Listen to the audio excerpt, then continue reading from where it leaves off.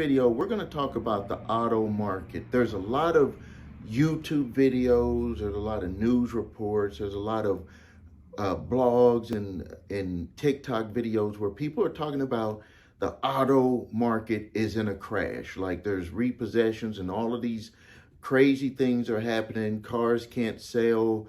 They're stacking up in the dealers' parking lots and nobody is buying cars. Well, something that I want to let you in on is that people are misinforming you. This is going to be a very important video because what I'm going to do is I'm going to show you real proof and that you should always investigate anything that you hear from me and anything that you hear from anybody else. Because the people that are making those videos are doing something to you internally, which is making you fear and think that the world is upside down and that, you know, the market is crashing. When if you look back in history, there are always going to be businesses that failed. And they usually, the reason why businesses usually fail, and it's across the board for any business, is because they don't transition to the way that the market wants to get served. That is the number one reason. So if we look at car dealers, there are several car dealers who have went out of business. A lot more than just a ton of them. But it's not because cars are not selling. It's because they're not transitioning to the way that people want to buy cars. Now, doesn't that make sense? I bought my last 3 vehicles from states that I didn't live in. My recent vehicle purchase that I bought in November of 2023, I bought that vehicle and it was 1,000 miles away. Didn't even go and test drive it. It's certified, had pictures, videos, everything at that dealership, test driven by someone at the dealership, gave me the Carfax and the certification from the manufacturer with the warranty. Bumper to bumper. All I had to do is change the tires. I don't even have to pay for oil changes. I don't even have to pay for brakes with the vehicle that I purchased. If a auto dealer does not transition to the way that people want to buy vehicles, which is you're going to have to be online, you're going to have to go the extra mile to sell that car to an individual that is not in your state. And when my wife was talking we were in between the same type of vehicle with 2 different dealerships.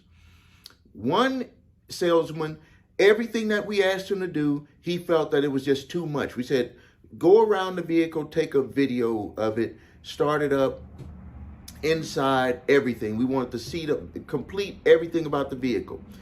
Oh, this is too much work for me. I'll get around to do it. The other salesman at the other dealership, everything we asked for, he did. Guess which salesman got the sale? Obviously, the one who did everything that we asked. So that salesman who didn't make a sale, and we purchased that vehicle, which is a very expensive vehicle, lost the sale simply because they think that everything has to be the same way, where someone walks into a dealership, test drive a car, go through all the documents and all of that stuff. We didn't even have to go to the dealership to do the documents. Everything was sent to us to DocuSign.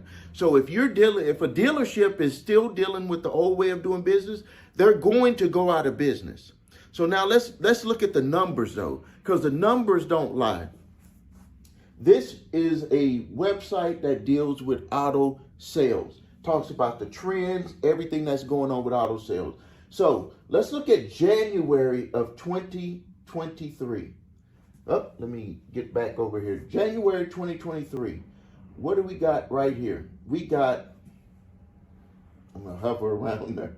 Hover right there. So we got January 2023, and we're looking at the sales. There we go. If I can just get this to sit there. Well, it keeps trying to move. But the sales, it's roughly saying that there was a little bit over 1.1 million cars sold January 2023. The year before, it was 1 million. In February 2023, almost 1.2 million. March 2023, almost 1.4 million. Look at that. For 2022, a little bit over 1.2 million. For April 2023, almost 1.4 million, a little bit less than it was the month before. The month after, back up to close to 1.4. The month after, almost 1.4. And then in July, went down a little bit, but everybody's traveling, doing all that other stuff. But they still was about 1.3 million units sold. And then August, about 1.3 million. September, 1.3. October went down, but it's 1.2 million. Everybody else is making you think that they're not even selling cars. 1.2 million cars, a million cars is a lot of cars.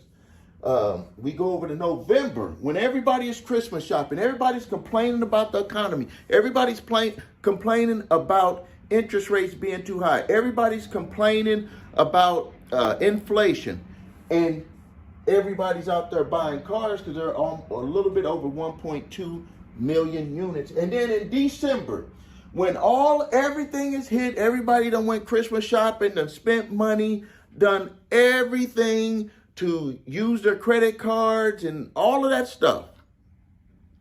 Market is supposed to be crashing. Biden is supposed to be taking money out of everybody's pocket. Gas is soaring so high, groceries soaring so high. All of this stuff is happening, and we just happen in the United States to go over 1.4 million automobiles sold in the month of December, a month that business is supposed to be slow. A month that business is supposed to be slow. So what I want you to take from this video is that don't let people guide you to your feelings. The market is the market. What you do with what you have in the market is what is going to make the difference for your life and your family's life. There's always going to be good times. There's always going to be bad times. It depends on what, for the good or the bad times, what the difference for you and your family is going to be what you do with the resources that you have. You maximize the resources that you have. You maximize the income that you have. And then you maximize your abilities on getting the things that you want for you and your family. That's going to make the difference between what happens with you and what happens to everyone else who follows around and just goes, woe is me, everything is bad, and they just let the feelings take over and they never get anything done because they're just waiting for the next bad thing to happen.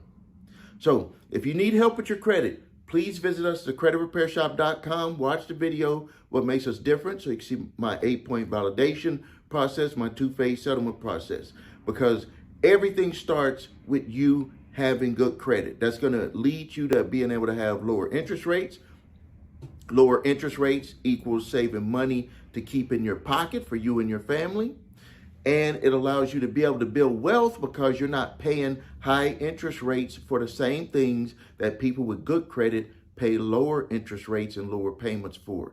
That just equal that equation. If you just say 1 + 1 = 2, having good credit plus low interest rates equals saving money and building wealth. If you need your credit reports and scores, go to the website your3scores.com to grab your TransUnion, Equifax, Experian credit reports, and all 3 scores. If you have debt collectors coming after you, grab my 3-pack of letters, statute of limitations, debt validation, and cease and desist collection activities letter. Those letters can save you time, money, and frustration. I do ask for a donation on those, but it's well worth it because if it could stop a debt collector from coming after you to get your money, it will be well worth it. Thank you for your time. Please subscribe to the channel, post your questions and comments. This is Stephen A. Williams, President and Founder of the Credit Report.